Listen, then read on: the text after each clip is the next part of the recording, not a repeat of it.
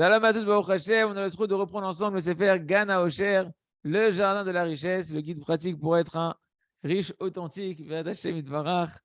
Et donc, rappelez-vous, hier, on a vu cette parabole extraordinaire de la famille à découvert avec Dr. Sheikh et sa femme, carte de crédit, là, Visa, Ken. Et qu'est-ce qui se passe en réalité? Eh bien, cette soi-disant aide extraordinaire, généreuse que sont les chèques et les cartes de crédit, etc., les distributeurs automatiques, tous ceux qui te rendent en fait l'esclave de la banque, quoi, qui rendent l'homme esclave du banquier. Et un homme, il ne se rend pas compte qu'à cause de ça, eh ben, il passe ses jours et ses nuits comme ça à vouloir commencer à dépenser, puis il se rend dans un enfer où il n'a plus en réalité de répit parce qu'il est constamment en train de croire qu'il peut acheter, et après il travaille pour acheter, puis après il travaille pour rembourser les dettes. Et l'homme, il est assujetti, les gamrés, à l'argent. Un homme, il tourne dans sa vie avec sa carte bleue, avec son carnet de chèques, et il met des sommes dessus, il passe des cartes, etc. Il croit qu'il solutionne ses problèmes avec sa carte de crédit et avec ses chèques. C'est complètement fou ce que le Yetzer Hara, il a rentré dans la tête de l'homme. Et l'homme, il signe, et il ne se rend pas compte qu'il est en train de creuser ses propres dettes. Il est en train de se créer ses propres dettes. Et les problèmes ils continuent à s'augmenter, et la situation devient de plus en plus compliquée. Parce qu'en réalité, tout le monde sait bien qu'un chèque sur lequel tu vas signer, ben, il y a un moment donné, il va falloir payer. Il ne suffit pas juste de mettre une petite signature, un autographe, et c'est tout. Chaque fois que tu passes la carte bleue, même si tu fais en Israël, malheureusement, il y a ce qu'on appelle les tashloumim. C'est-à-dire que tu payes en plusieurs fois. À chaque fois que tu passes à la caisse, ils te demandent en une fois ou en plusieurs fois, tellement c'est répandu en Israël. C'est un fléau en Israël. C'est-à-dire en Israël, tu fais les courses au supermarché, on te dit en combien de fois vous voulez payer, monsieur. C'est automatique. C'est-à-dire c'est tellement rentré dans la culture que c'est qu'image, genre tu es un extraterrestre. Tu dis en une fois, ils disent ah bon, en une fois. Mais l'homme, il croit qu'il peut comme ça. Combien de fois tu vas payer en plusieurs fois, etc. Jusqu'où tu vas aller avec tes chèques et tes paiements en plusieurs fois. On vous invite tous de venir en Israël, mais préparez-vous. Ce phénomène-là, il faut être préparé. Il ne faut pas rentrer là-dedans, Chas de Shalom. Tu vas payer en combien de fois? Jusqu'à combien de générations derrière toi tu veux faire des paiements différés? Et l'autre, il prend un crédit, il ouvre un autre crédit, il ouvre un autre crédit pour payer le crédit. Histoire sans fin. Les gens, tu le vois, ils ont une belle voiture, ils ont un truc, en fait, il a un crédit qui est le crédit qu'il fait pour payer l'autre crédit. Et donc, un homme, il ne se rend pas compte qu'avec sa propre signature, il est en train de creuser ses dettes. En fait, c'est tout l'autre contraire qui est vrai. Tous ces soi-disant solutions faciles, des facilités de paiement, etc., elles ne viennent pas du tout aider l'homme. Elles ne viennent pas l'aider à solutionner son problème. Elles augmentent le problème des dettes et des soucis de l'argent. Parce que des gens, en réalité, qu'est-ce qu'on fait? Qu'est-ce qu'il fait le Yetzirah? Il se sert de ça. Et il te fait acheter des choses superficielles. Il te fait acheter des choses, c'est ce qu'on appelle la société de consommation. Il te fait acheter des choses qu'en réalité, tu peux t'en passer. Si tu n'avais pas ces chèques-là, si tu n'avais pas sa carte bleue, tu ne les aurais pas achetés, tous ces trucs en plus.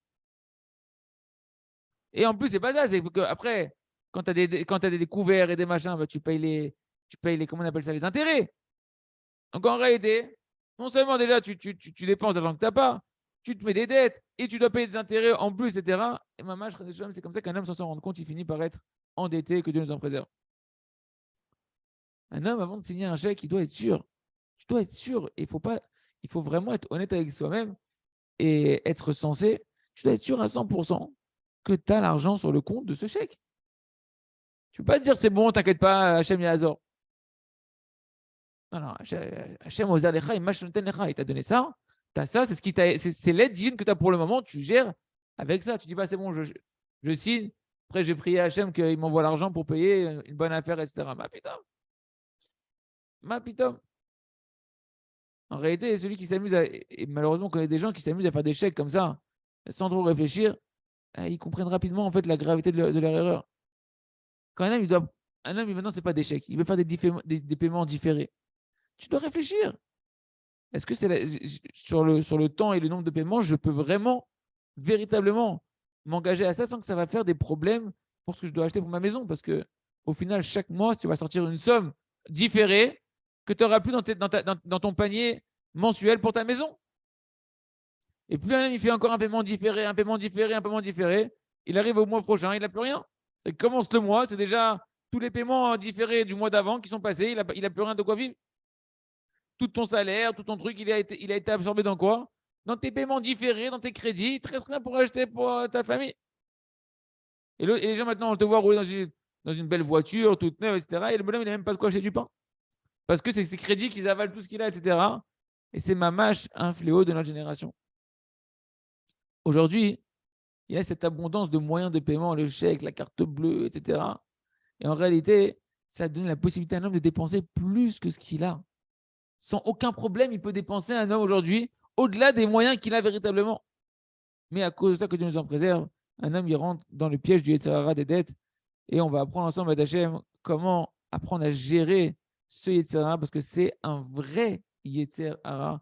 Ce n'est pas toi qui fixes ton niveau de vie, c'est Hachem qui fixe ton niveau de vie avec l'abondance que Hachem va te donner chaque mois. Et il va falloir reconsidérer qu'est-ce que Hachem m'a donné pour vivre ce mois-ci et vivre en adéquation en étant heureux de ma part de ce qu'Hachem m'a donné dans ce mois-ci et pas me dire non, pour être heureux, moi, il me faut une nouvelle paire de chaussures, il me faut une nouvelle truc, il me faut un nouveau machin, etc. Et je me débrouillerai, etc. Non, Shalom. Et Rassim et Hachem, Kadosh Baruch Hu nous aide à être heureux de notre part et à apprendre à être conscient que c'est Hachem qui fixe notre niveau de vie. Tu veux augmenter ton niveau de vie? Fais tchouva, prie à Kadosh Baruch Hu, on verra et accomplis tous les conseils qu'on est en train de voir, Hachem, mais ne fais pas confiance au Yetzer Hara et à ses moyens de facilité de paiement. Ce sont des facilités d'endettement, c'est comme ça qu'il faut les appeler. Il reste qu'on soit sauvé de ça, Hachem, qu'on ait tous une bracha dans la parnassa, Chazak, Ve Nitrazek.